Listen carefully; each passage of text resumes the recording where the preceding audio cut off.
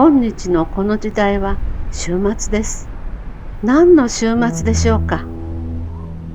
個性感性を完結させるべき終末であり、家庭感性を完結させるべき終末であり、民族感性を完結させるべき終末であり、国家感性を完結させるべき終末であり、世界感性を完結させるべき終末であり、ひいては天中感性を完結させるべき終末だというのです。ところが今日の人類はこの事実を知らずにいます。このような大家業を率いてきた神様の心情を知らずにいるのです。神様が6000年間喘ぎながら探し求めてきた歴史的な終末時代において、人類は神様が願われる方向へ進むことができなかったので不幸になったのです。ではこれをどうするのでしょうか。神様が探し求めていらっしゃる世界はどのような世界でしたか。その世界は誠の世界、誠の父母がいる世界でした。しかし人間が堕落することによって堕落した血統の父母は持ちましたが、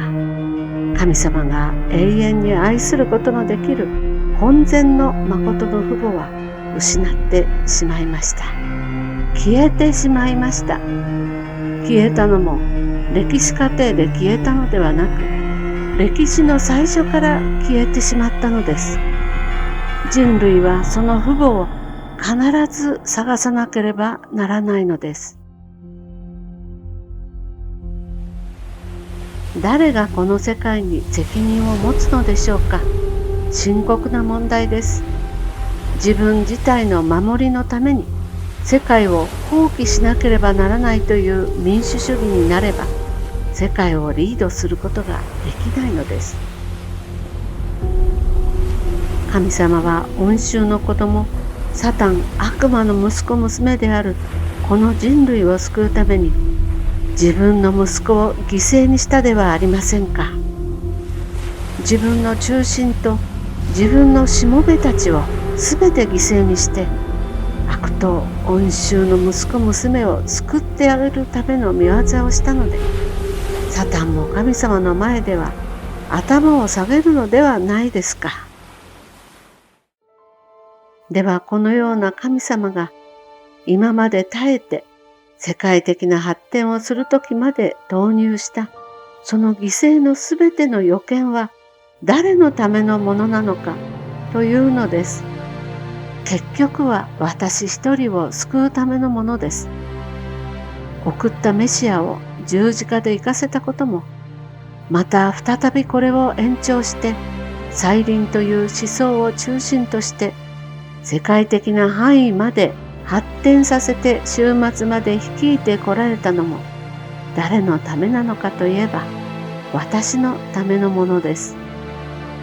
では今日の民主世界が没落状態に臨んでいますが、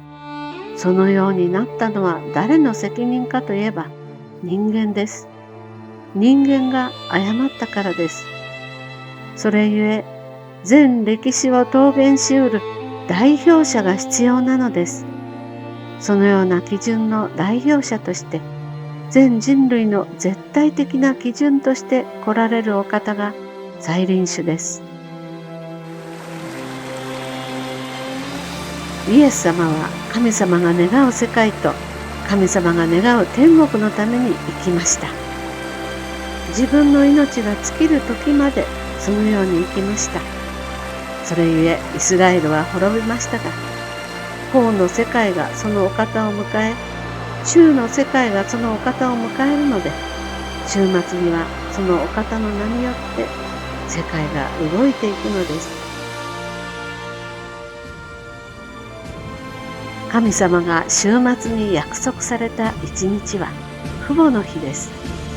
誠の父母をお迎えできる日です。いわば堕落によって父母を失ってしまったこの地上の数多くの人類が神様の祝福を成し遂げることのできる本然の父母を再び迎えられる日です。世界を一つにしようとすれば、人類の誠の父母を迎えなければなりません。一つの世界を作る仕事は、ただ誠の父母だけがおできになることです。それゆえ、誠の父母は人類歴史の希望の結実体であり、すべてのものを桃源した勝利の結実体です。それゆえ、誠の父母の価値は、